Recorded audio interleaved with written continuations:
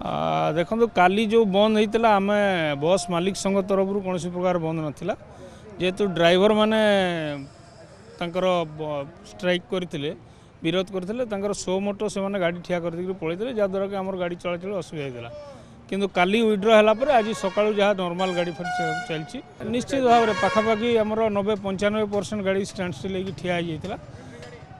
मैंने ड्राइवर संघ तरफ किसी जगह से कहते आम विरोध करनी जे जाता ड्राइवर को बुझेबू किंतु अनेक जगार जेदा पदमपुर रास्तार एपटे जहाँ सुंदरगढ़ा को बड़गाँ कुत्रा एपरी बहुत जगार आम जानलु कि ड्राइवर को अटके से मिसबिहेव कर खबर आईला बाकी तार प्रकृत तथ्य आम पाखे ना।